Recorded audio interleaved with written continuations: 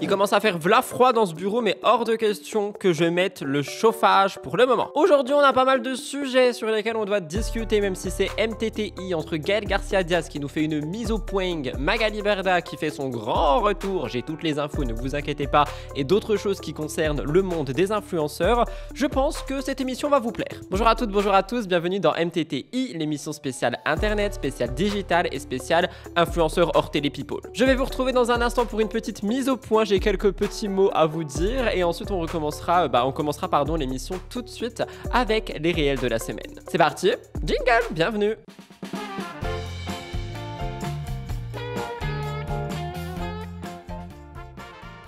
Pour la mise au point cette semaine, en fait j'ai un petit coup de gueule à passer contre mes collègues youtubeurs qui sont en agence, étant donné que c'est pas la première fois que je mets des extraits de vidéos mais vraiment très courts, c'est-à-dire que sur une vidéo de 40 minutes qui a été créée, je vais mettre genre 20 secondes pour vous illustrer un propos, pour vous mettre en avant aussi la vidéo et tout simplement pour vous inciter à aller la voir si jamais vous voulez plus d'informations. Vous me connaissez, je cite tout le temps mes sources, je mets également généralement les vidéos en barre d'infos, si j'y pense pas vous me le dites et je les mets, donc en vrai tout est correct de mon côté et pourtant c'est pas la première fois que je me prends un strike de la même agence concernant ceci, mais quelques jours plus tard, donc c'est un strike qui est fait manuellement et je trouve que c'est dommage. Je vous le dis à vous parce que si jamais vous voyez des incohérences dans les anciens MTTI, genre si je vous dis je vous laisse regarder et qu'il n'y a rien, ou si le chapitrage est buggé de 30 secondes, c'est parce que on m'a mis un strike et que donc mon émission était démonétisée pour 20 secondes d'extrait que je cite à l'oral en plus, donc je le supprime post-montage sur YouTube pour évidemment toucher l'argent que je dois me faire en faisant ce contenu. Donc voilà, je vous le dis quand même parce que parfois il y a des incohérences et je l'ai dit sur Instagram, les influenceurs en question ont regardé ma story, aucun mot, rien, aucune explication, parce que à la limite, tu vois, si vraiment il y a une explication ou quelque chose, je veux bien l'entendre évidemment, je ne suis pas méchant ou peu importe, mais je trouve que c'est dommage parce que du coup on regarde et on dit rien, donc voilà. Ça c'était le premier point. Le deuxième point, encore une fois, je tiens à vous remercier pour tout l'engouement qu'il y a sous mes contenus depuis la rentrée, depuis que je donne de plus en plus mon avis, depuis que j'en ai rien à faire en fait de plaire ou ne pas plaire. Donc je vous remercie pour tous vos retours, que ça soit en commentaire sur Instagram ou même directement en story quand vous répondez, etc., etc. Merci beaucoup. Et enfin, évidemment, comme à chaque émission MTT, MTTI, je le dirai qu'une fois ici, mais n'oubliez pas de liker, commenter et vous abonner si vous souhaitez me soutenir. Vous allez voir que cette semaine, on n'a pas beaucoup de réels de la semaine. Par contre, on a un tour de l'influence qui est assez chargé et c'est le retour des vidéos à découvrir. Donc c'est parti, on va commencer l'émission maintenant avec les réels de la semaine. On en a 6. Let's go, jingle!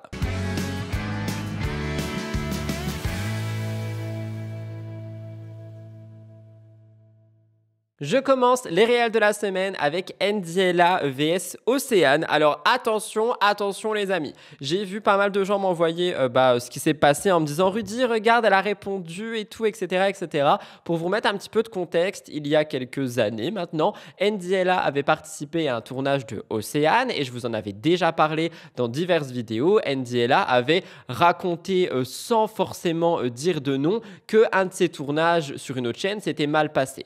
Pour beaucoup de gens, ce tournage était celui avec Océane, donc c'était un on devine qui est quelque chose. Je crois que c'était stripteaseur ou multimillionnaire, je sais plus. Bref, dans tous les cas, Ndiela nous faisait savoir que ce tournage se serait mal passé et là, elle a refait une vidéo où elle mange du poulet avec des sauces épicées et elle a répondu une fois de plus à une question concernant un mauvais tournage et elle est revenue sur cette expérience. Beaucoup de gens m'ont envoyé l'extrait en me disant « Regarde Rudy, elle reparle d'Océane, elle réexplique, etc. etc. » Sauf que ce que dit Ndiela dans ce passage, c'est que en fait il n'y a pas de drama, il n'y a jamais eu de problème ou quoi que ce soit, juste elle s'est pas sentie considérée. Quelque chose qui arrive régulièrement dans ce milieu, que ce soit avec d'autres influenceurs, que ce soit avec des agences, que ce soit avec des marques, il se peut que tu ne te sentes pas considérée et juste elle a fait part de son expérience. Mais vous connaissez les réseaux sociaux, surtout ma branche un petit peu, quand on parle d'un truc du genre, ça crée des problèmes et des polémiques, donc je le dis quand même, selon Ndiela, il n'y a pas de problème. Je vous laisse regarder ce nouvel extrait finalement, en espérant que mon émission ne saute pas une fois de plus. Avec une autre youtubeuse.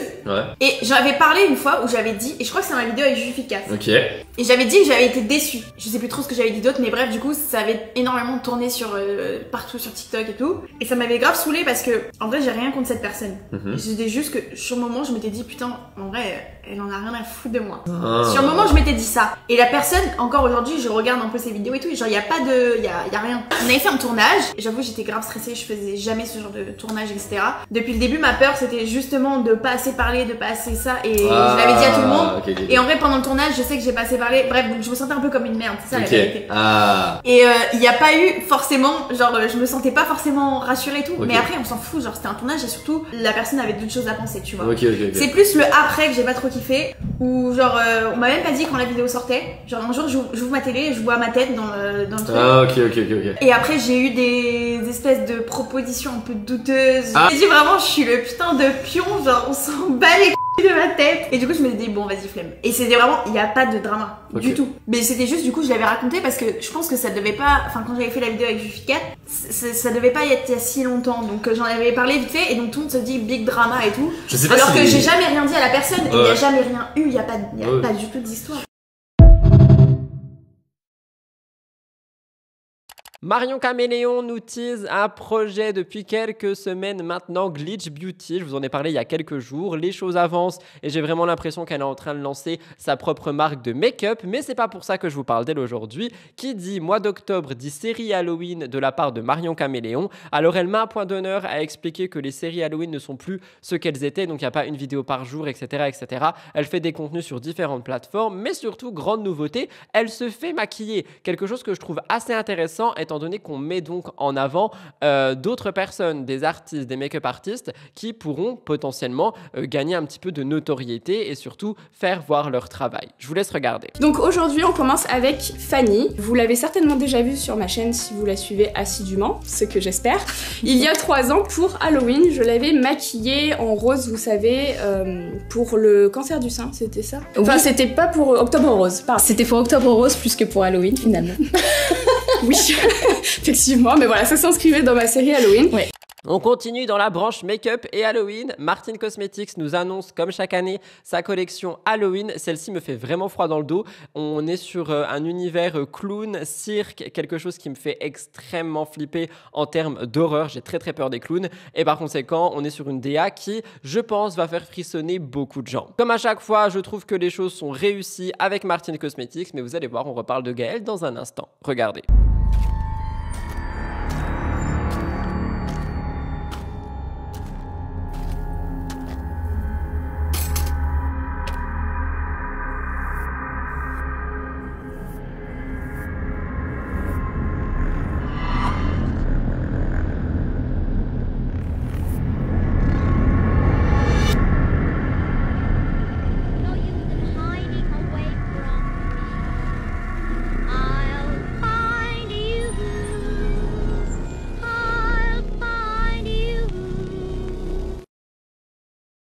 Il y a peu de story de la semaine, enfin de réel de la semaine parce que celui-ci est extrêmement long. Oh là là, j'abuse, il dure 3 minutes. On a une nouvelle box chez Leaves and Clouds de la marque de Enjoy Phoenix. Je me suis dit que ça pouvait vous intéresser parce que j'ai déjà échangé avec vous en DM et c'est pas la première fois qu'on vient me parler de box de Enjoy Phoenix. Donc je me suis dit, why not? J'adore la trousse personnellement, mais les produits à l'intérieur ne me parlent pas. Donc de mon côté, je ne passerai pas commande, mais ça peut être un bon plan pour vous. Je vous laisse écouter. Tout ce dont vous avez besoin pour un hiver cocooning, c'est là-dedans. Je vous présente notre nouvelle box avec Leaves and Clouds, la petite trousse en Sherpa qui est trop mignonne. À l'intérieur, vous allez pouvoir retrouver énormément de produits qui sont bio, made in France, naturels et surtout à un prix hyper avantageux puisque, je vous le dis tout de suite, la box est au prix de 42 € au lieu de 116 € avec le petit produit bonus. On va commencer tout de suite avec une co-création qu'on a fait avec Kabaya puisqu'on a co-créé 3 paires de chaussettes avec eux et je suis trop contente parce qu'elles sont super mignonnes. On a celle-ci avec le nuage, ici celle-là avec marqué Full Moon, je peux mourir, elles sont trop mignonnes. Et les New Moon, excusez-moi, elles sont pas trop mignonnes. On continue avec un produit que j'adore personnellement puisqu'il s'agit d'un spray aux huiles essentielles qu'on peut mettre en fait sur l'oreiller pour pouvoir aider à s'endormir correctement. Donc à l'intérieur vous avez du lavandin, de la lavande, du citron, etc. Et c'est vraiment des huiles essentielles qui vous aident à vous endormir le soir. Donc vous pouvez en mettre sur votre tête d'oreiller avant de dormir ou le matin quand vous faites votre lit. Ça pour moi c'est vraiment un must-have. Ensuite on a un déo naturel de la marque Énergie Fruits qui est le petit déo crème. Celui-là qui dure 48 heures. Il sent vraiment le frais. Moi aujourd'hui j'arrive plus à mettre aucun déodorant qui ne soit pas un déodorant naturel. Et pour le coup celui-là il est vraiment pratique à emporter et vraiment très efficace. Un cocktail vitaminé pour la peau de la marque Mira. Et ça c'est donc un sérum vitaminé que vous allez venir mettre le matin principalement avant de mettre votre crème. À l'intérieur il y a un condensé d'huiles différentes faites en France vegan et des huiles essentielles vitaminées qui vont vous permettre de vous redonner un vrai coup d'éclat. L'avantage de cette petite huile c'est qu'elle est sèche, elle est pas du tout grasse et pourtant elle hydrate quand même en mettant un coup de boost. Franchement elle est trop cool. Il y a ensuite un de mes produits chouchou de chez Q&A puisqu'en fait c'est un contour des yeux à la caféine. Et la caféine, pourquoi est-ce que c'est hyper efficace dans les contours des yeux? Tout simplement parce qu'en fait ça va permettre de redonner un coup de peps à la circulation sanguine et donc enlever le côté, vous savez, un peu congestionné qu'on peut avoir le matin. L'avantage également c'est que c'est un format roll-on comme ça. Donc pareil, hyper pratique et le produit se diffuse vraiment très bien. Ensuite on a un produit que j'adore, c'est un petit baume à lèvres repulpant de la marque True Cosmetics. À l'intérieur il y a du menthol et c'est ce que je porte actuellement sur les lèvres. Franchement il est super agréable et il y a vraiment ce côté repulpant mais qui vous arrache pas non plus les lèvres, on est d'accord. Et pour terminer, ça c'est le produit bonus que vous aurez uniquement si vous commandez dans les 500 premiers. Il s'agit d'une chantilly de la marque So-An et c'est une chantilly karité bergamote. Je sais pas si j'arrive à vous expliquer, mais j'ai déjà mis mes doigts dedans 10 000 fois tellement je l'aime. C'est vraiment un format chantilly, je pense que vous arrivez à voir, c'est trop cool. Et en fait, dès que vous l'appliquez, je vais vous montrer. Déjà, en fait, il y a ce côté crépitant quand on met sa main dedans, c'est absolument génial. Et quand on va venir ensuite l'utiliser, on a du coup tout de suite, regardez comme ça fond rapidement. Ça, c'est génial pour tout ce qui va être les zones de sécheresse ou alors en crème de corps, en crème de main. Ça sent vraiment hyper bon et l'avantage c'est que même si c'est du beurre de karité, ça pénètre hyper vite dans la peau et donc du coup vous n'avez pas du tout cet aspect gras que moi je trouve très désagréable de manière générale, mais là je l'adore, franchement c'est trop bien. Et évidemment notre pochette d'amour en Sherpa, regardez comme elle est mignonne.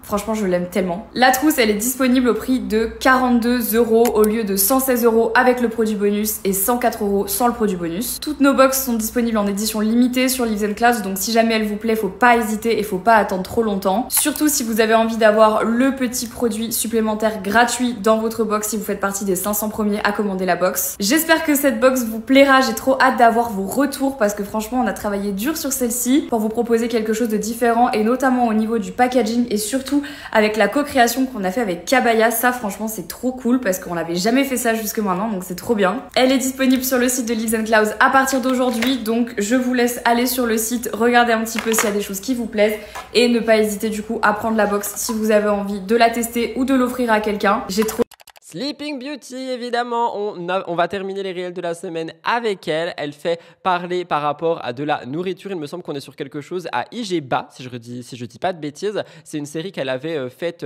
cet été, qu'elle visiblement continue cet automne, donc je vous laisse regarder. Pour ce déjeuner ultra crémeux à indice glycémique bas, je vais travailler la courgette de deux manières. J'isole le cœur de la courgette qui contient tous les pépins pour en faire une petite crème de courgette et avec le reste, je vais faire des petits cubes de courgette croquants. J'ajoute à mes cœurs de courgette du paprika fumé, du curry madras, de la fleur de sel et du lait de coco avant de mixer le tout pour obtenir cette fameuse crème de courgette ultra onctueuse et bien lisse. J'ajoute le cacha à mes courgettes croquantes, la crème de courgette par-dessus, un œuf au plat, de la feta, des pignons torréfiés et quelques feuilles de basilic. C'est déjà prêt et excellent, vous devez absolument tester. Et enfin, l'actualité de Hugo Décrypte. Je me suis dit qu'on allait rester dans le thème Halloween, horreur, etc. et que j'allais vous mettre quelque chose en rapport avec ceci. Et c'est donc ce que Hugo a partagé sur son compte. Enfin, je dis Hugo, mais l'équipe d'Hugo Décrypte. Je vous laisse regarder. Ce film d'horreur va être interdit aux moins de 18 ans dans toutes les salles de cinéma en France. Voici pourquoi. Il s'agit du film d'horreur américain Terrifier 3 qui sort ce mercredi 9 octobre au cinéma. Mais le CNC, donc l'organisme qui soutient et régule le secteur du cinéma en France, a annoncé la semaine dernière que les mineurs ne serait pas autorisé en salle lors de la diffusion. C'est la première fois depuis 2006 et la sortie de Saw 3 qu'un film subit cette restriction. Habituellement, les films interdits aux mineurs le sont plutôt à cause de scènes de sexe trop explicites notamment. Terrifier 2 avait déjà été interdit aux moins de 16 ans en 2023, mais la sortie de ce troisième film a suscité de nombreuses réactions. Lors de sa sortie en avant-première ce vendredi 4 octobre en Grande-Bretagne, une dizaine de personnes se sont senties mal et ont dû quitter la salle dès les 10 premières minutes du film. Selon Le Figaro, une personne se serait même évanouie lors de la projection. À noter que les distributeurs du film se sont exprimés dans un communiqué et regrettent la décision du CNC. Selon eux, cette décision va, je cite, gravement nuire à la sortie du film. Voilà tout le monde pour les réels de la semaine cette semaine. On va passer au tour de l'influence. On a pas mal de petites choses sur lesquelles on va discuter. Il y a des choses que j'ai déjà évoquées dans d'autres émissions, notamment l'émission télé-réalité, parce que vous allez voir, il y a un petit crossover télé-internet que je trouve intéressant à mettre en avant ici. Squeezie lance un podcast, Tristan s'éloigne des réseaux sociaux, Gaël Garcia Diaz répond et évidemment Magali Berda fait son grand retour. C'est parti, jingle.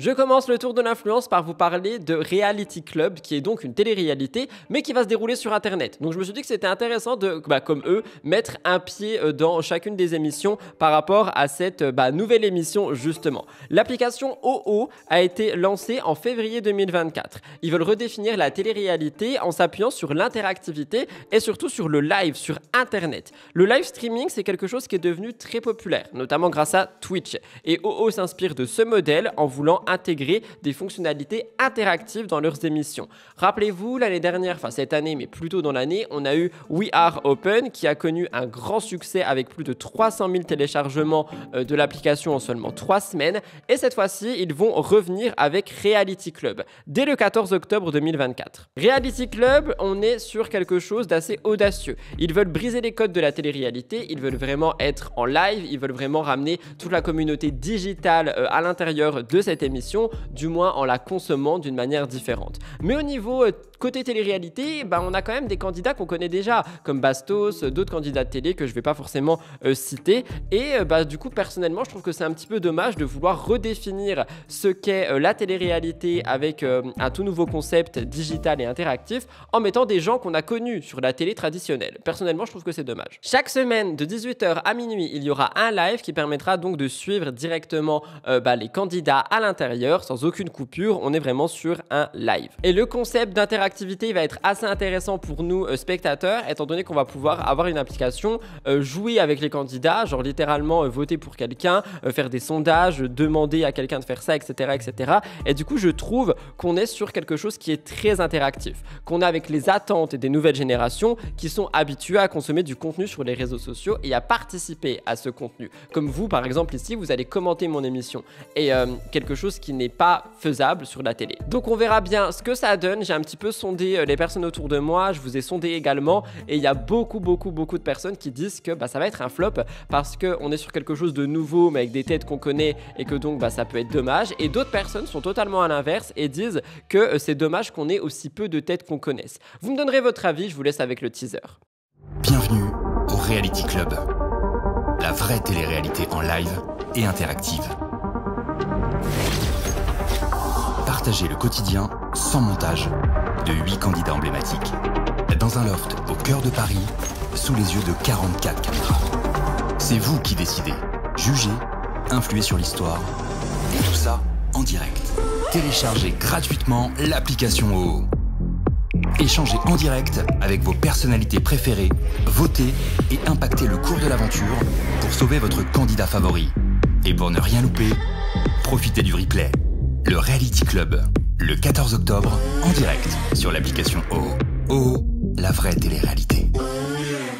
Début octobre 2024, Squeezie, notre figure incontournable sur YouTube, s'est lancé un nouveau projet en co-animant son tout premier podcast vidéo avec Freddy Gladieux qui s'appelle Micro Chaussette. C'est un format novateur qui est pour le moment exclusif à YouTube, mais j'ai vu dans les stories de Squeezie qu'il voudrait l'éparpiller un petit peu sur les plateformes d'écoute. Il reste fidèle à son style et il souhaite offrir à une audience une pause dans toutes les productions habituelles qui sont souvent des grosses grosses prods très travaillées, etc., etc.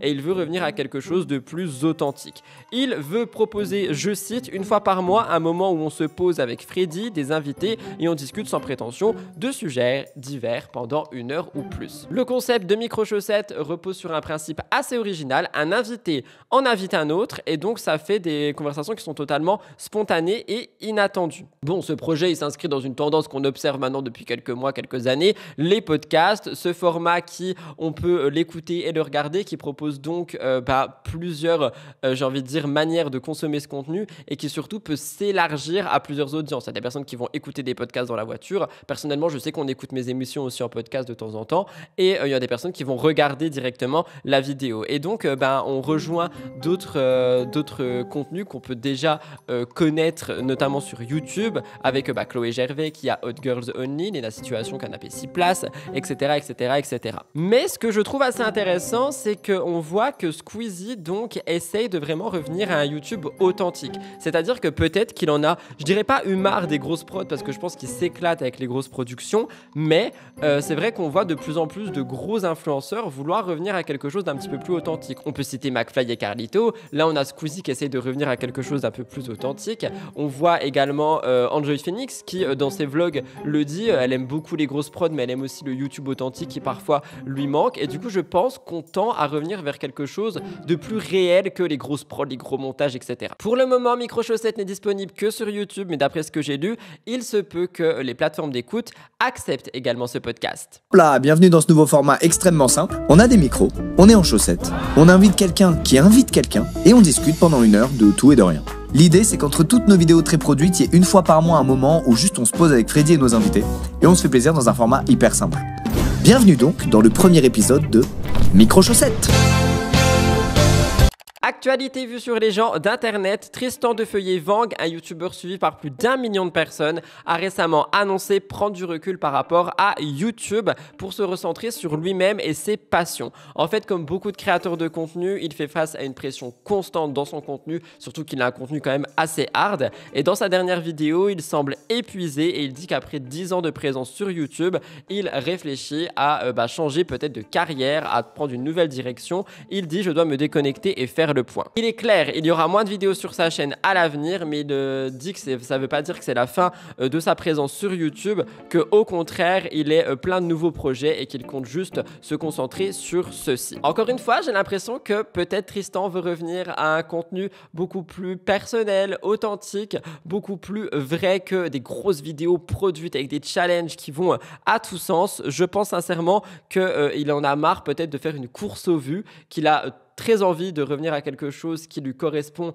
à 100% et qui correspond peut-être à son quotidien. J'en sais rien. Il dit « J'ai envie de créer du contenu qui me ressemble et non pas me conformer aux attentes d'un algorithme qui récompense la quantité plutôt que la qualité. » Il veut se recentrer sur ce qui le passionne vraiment, donc le sport, mais pas que. Il dit qu'il veut plus de réel, moins de YouTube, plus d'humain et moins de chiffres. Et honnêtement, ça rejoint quelque chose qu'on connaît également malheureusement par rapport à ce métier, c'est la course aux chiffres. C'est vraiment être focalisé là-dessus et ne pas vraiment voir ce qu'il y a à côté. Il conclut sa vidéo en promettant de nouvelles aventures à ses abonnés tout en prenant le temps de se ressourcer. On verra bien ce qu'il en est. En tout cas, comme vous le voyez un petit peu dans le fil conducteur de ce tronc-là, le tour de l'influence, j'ai vraiment l'impression qu'on tend à revenir sur du authentique. On verra ce que l'avenir nous réserve.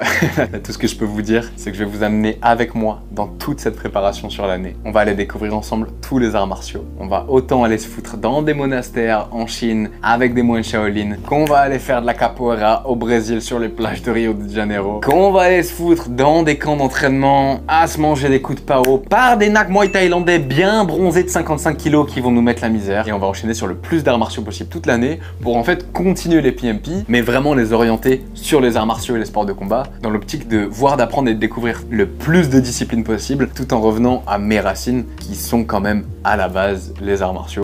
Alors, Gaëlle Garcia Diaz, youtubeuse à succès, fondatrice de Martin Cosmetics, a récemment organisé un voyage presse au Japon pour célébrer le lancement de sa nouvelle gamme de haircare. L'événement a rassemblé plusieurs influenceurs qui sont venus découvrir ses produits dans un cadre luxueux et dépaysant, mais ce voyage a rapidement fait l'objet de critiques sur les réseaux sociaux, particulièrement en raison d'un impact écologique important. Beaucoup se sont interrogés sur la pertinence d'un tel déplacement, étant donné que la distance entre l'Europe et le Japon et les émissions de carbone engendrées par un trajet peuvent être assez catastrophique. J'ai fait un petit peu de recherche au niveau des chiffres, je cite, un vol aller-retour Paris-Tokyo par exemple génère environ 2,5 tonnes de CO2 par passager, soit l'équivalent des émissions qu'une personne moyenne devrait produire en un an pour respecter les objectifs climatiques. Et en fait, avec une dizaine de participants, on est donc sur un bilan carbone de ce voyage qui peut atteindre 25 tonnes de CO2 pour juste le transport aérien. On a donc plein de débats qui ont été autour de Gaëlle Garcia Diaz. Pourquoi est-ce qu'elle fait ça? Est-ce qu'elle en a vraiment rien à faire? Il y a énormément de TikTok qui sont sortis, beaucoup de questions. Moi aussi, je me suis posé des questions. On en a parlé la semaine dernière ou la semaine d'avant. Pourquoi est-ce qu'ils sont partis aussi loin? Est-ce qu'il y a une raison alors que les produits viennent d'Italie et sont vendus en Belgique et en France? Et Gaëlle a répondu dans une FAQ. Avant de vous laisser écouter, en fait, je comprends sa réponse dans le sens où elle explique qu'elle voulait faire découvrir ce pays, que en plus de ça, il y a des techniques par rapport au cuir chevelu qui sont exclusives au Japon et que donc ils ont pu découvrir ça également. Par contre, effectivement, je trouve que ça fait quand même loin pour une sortie de produit, mais elle se remet en question et elle explique que ce sera peut-être le seul voyage presse de ce type, étant donné qu'elle s'est peut-être rendu compte de son erreur. Je vous laisse écouter. Je ne l'avais jamais fait, c'est une première. Ça fait 6 ans qu'on existe et c'est notre premier voyage presse. Alors le Japon, c'est évidemment une destination de rêve. Je pense que beaucoup d'entre vous probablement ont peut-être secrètement ce rêve d'y aller, et je le comprends parce que c'est un pays qui est extraordinaire. Les Japonais sont incroyables. Enfin voilà, c'est vraiment une expérience culturelle assez dingue, et c'est quelque chose qu'on pourra pas m'enlever. Donc je ne regrette pas d'avoir fait ce voyage pour ça. Maintenant, il y avait toute cette histoire de oui, mais bon, j'ai même des gens qui sont venus m'écrire en me disant oui, c'est vraiment amener des copines influenceuses à l'étranger aux frais de la princesse. Bon, alors déjà la princesse, techniquement, elle fait ce qu'elle veut avec son argent. Si j'ai envie d'offrir ce voyage, je trouve ça même dingue de devoir me justifier là-dessus. Et je pense que c'est pas le vrai sujet. Et je pense que quand je vois les gens s'offusquer, je sais plus pourquoi ils s'offusquent. Est-ce que c'est parce qu'on est au Japon? Est-ce que c'est parce qu'il y a une empreinte carbone qui est discutable? Est-ce que c'est parce que c'est telle influenceuse qui est là avec moi et pas telle influenceuse? Vraiment, je me pose la question. Et je pense que c'est un micmac de plein de choses. Et en fait, de nouveau, là, je prends le temps de réfléchir, je prends le temps de me dire, bon, ok, d'accord, j'ai ce genre d'écho, why? Surtout que moi, en plus de tout ça, les gens voient les influenceuses présentes, mais forcément, j'ai aussi invité mon équipe. J'ai invité mon équipe qui a bossé sur le lancement, qui a bossé sur Martin Air. Et ce voyage, c'est aussi une façon pour moi de les remercier, de leur offrir cette expérience. On est parti plus d'une semaine. Alors, on n'est pas parti 3 jours. J'ai lu qu'on est parti 3 jours, qu'on a fait un aller-retour au Japon pour 48 heures. Enfin, j'ai lu tout et n'importe quoi. Non, on est parti plus d'une semaine. Certaines personnes d'ailleurs restent plus de 2 semaines en plus du voyage au Japon. Certaines personnes qui ne sont même pas rentrées en France, d'autres qui sont restées plus longtemps. Le groupe s'est un peu divisé et je me suis permise d'octroyer aussi que certaines personnes puissent tout simplement continuer leur voyage et profiter de ce vol aller au Japon pour pouvoir le prolonger s'ils le souhaitaient. Tout ça évidemment je n'en parle pas parce que de un, ça ne vous regarde pas, tout simplement. Je me retrouve un peu forcée de le dire parce que je trouve que c'est important et que ça fait partie aussi du pourquoi du comment de ce voyage.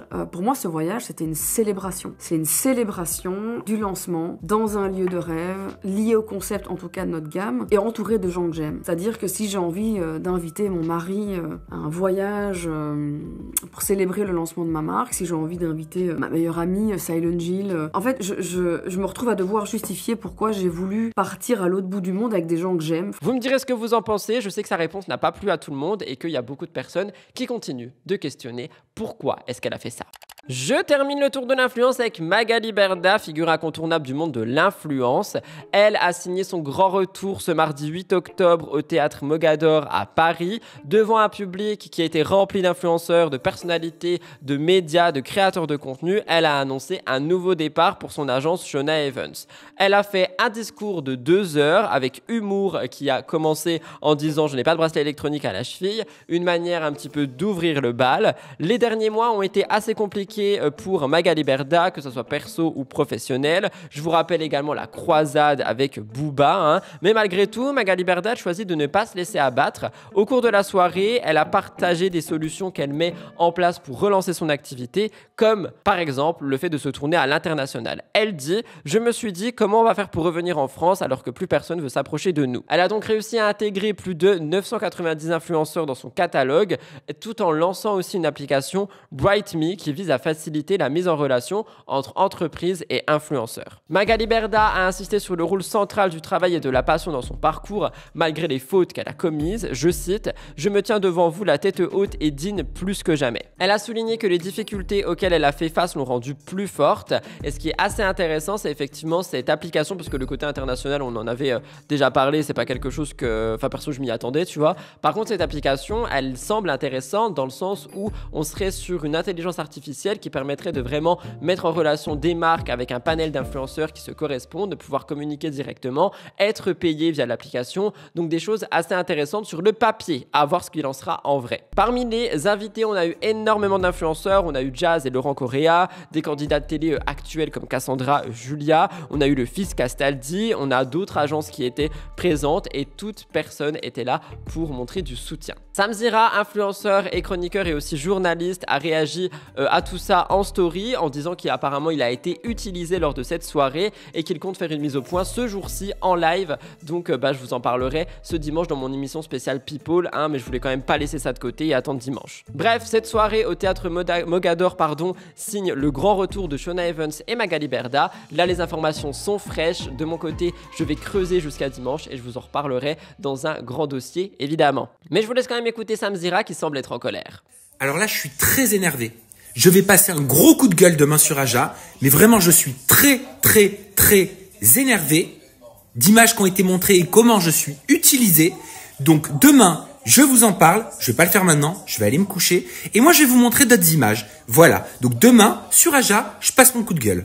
Voilà tout le monde pour le tour de l'influence cette semaine. On va passer aux 3 vidéos de la semaine si jamais vous avez besoin de recommandations. J'espère qu'elles vous plairont.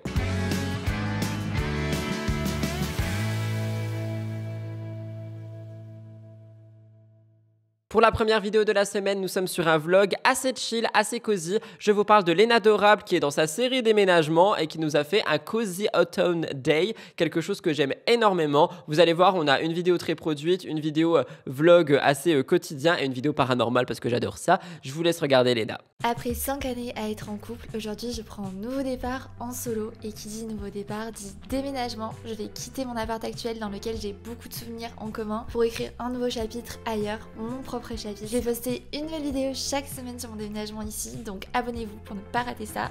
Ou que je déménage, je ne sais pas de quoi la vie est faite, mais j'ai confiance.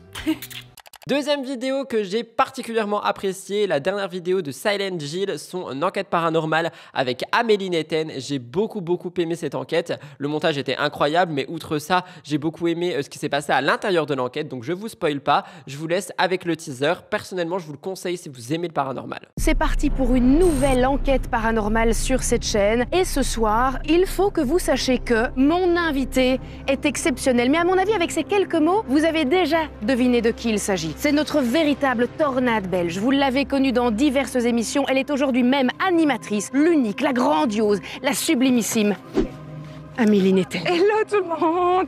Je ne sais pas de quoi je m'embarque. Ah, ça Ils me sont oppressés. Moi aussi, j'aime pas. Est-ce qu'une femme est avec nous?